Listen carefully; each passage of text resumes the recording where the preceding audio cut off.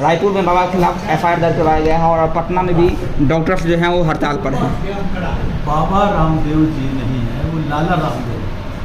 और आपको जानकारी होगा कि उन्होंने कई बार इस तरह के भ्रम फैलाने का काम किया, जिसका उनको न्यायालय में लोगों ने जाकर के उनके खिलाफ मुकदमा किए।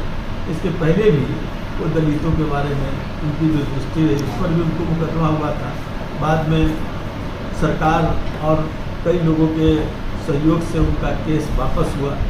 तो ये तो उनकी पुरानी आदत है। आयुर्वेद तो हमारी भारत की संस्कृति रही, हमारे भारत का एक ही किया हुआ, लेकिन उस आयुर्वेद को व्यवसाय ढंग से और उसमें कई तरह की चीज़ें करके उसको बदनाम करने का काम बाबा रामदेव जी के द्वारा हुआ है।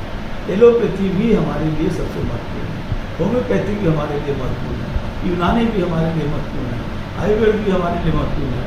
लेकिन एक दूसरे के प्रति कोई प्रतिस्पर्धा नहीं, बल्कि हर का अलग अलग है। और एलोपैथी को बदनाम करके अपनी दुकानदारी चमकाना, ये लाला रामदेव जी की पुरानी परंपरा रही है। उसके खिलाफ जो लोग लड़ाई लड़ रहे हैं, हमारा पूरा समर्थन है।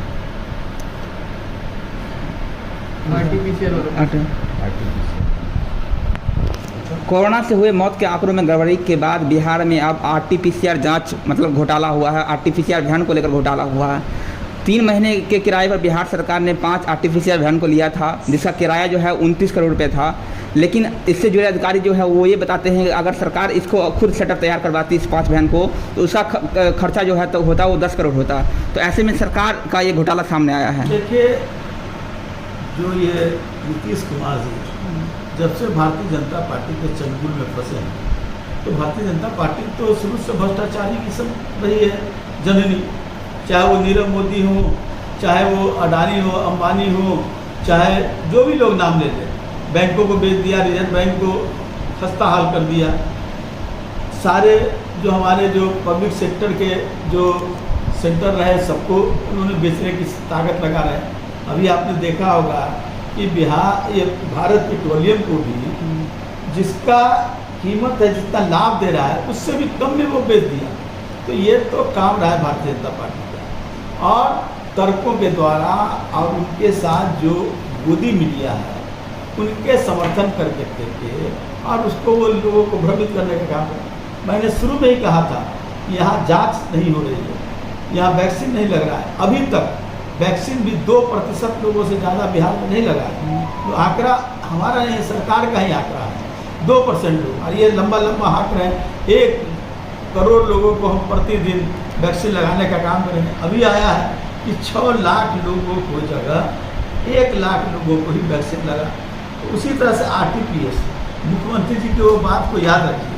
उन्होंने कहा था कि RT-PCR जाँच होगी और 24 घंटे के अंदर उसका रिपोर्ट दिया जाएगा। किसी को 24 घंटे के अंदर नहीं मिला, 5 दिन, 7 दिन, 10 दिन के बाद वो रिपोर्ट मिलने लगा। अभी तो वैन जो खोला गया जांच के लिए, उसमें तो प्राइवेट सेक्टर के लोगों को, जो उनके जो पिछलग्गू थे, जो उनके सहयोगी थे, या ये कहिए कि उनके जो पार्टनर थे, उनके माध्यम से उस वैन को खोला गया।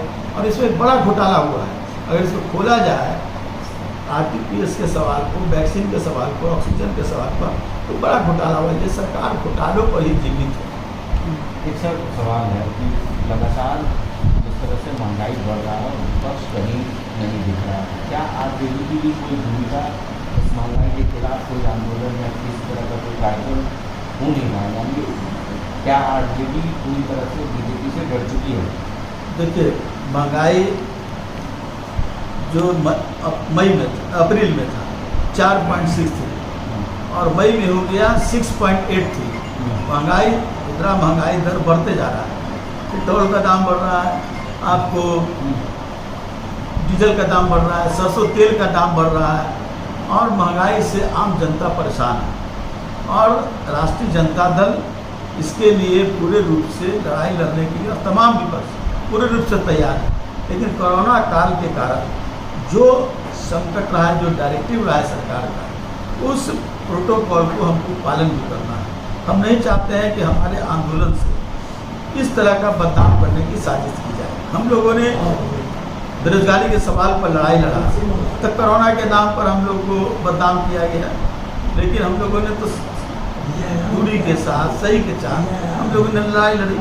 आज फिर कोरोना संकट के समय है, इस समय इस तरह के बाद देखिए हम लोग उस लड़ाई की रणनीति तैयार कर रहे हैं और उस पर हम लोगों ने कई तरह से कई फेज की लड़ाई है, उसमें हम लोग लड़ाई लड़ने का काम कर रहे हैं। जनता के सवालों को लेकर के हम एकजुट हैं और एकजुटता के साथ लड़ाई कर रहे हैं। एक अंतिम सवाल रहेगा सर, लोजपा जो है वो दलितों की पार्टी मानी जाती है, लेकिन अब लोजपा पर जो है वो फॉरवर्ड मतलब ऊंची जातियों का कब्जा हो चुका है।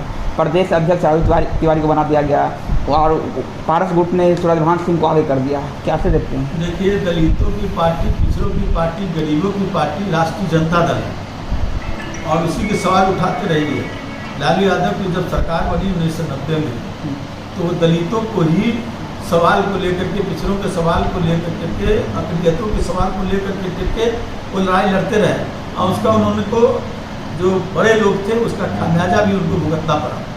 लेकिन किसी दल को आप कहते हैं तो हम उसके खिलाफ नहीं हैं, लेकिन ठीक है, एक जो उनके अनुयायी हैं चिराग पासवान जी की, जो रामविलास पासवान जी के, वो सीधे रूप से ट्रांसफर हो गया चिराग पासवान जी। लाख लोग चले जाए, साजिश कर ले, साजिश का कोई लाभ उन लोगों को नहीं मिलने वाला है, क्योंकि आने वाले समय में जनता भी बताएगी और न्यायालय में भी जब जा रहे हैं, संविधान से चलता है कोई संगठन, संविधान से चलता है देश।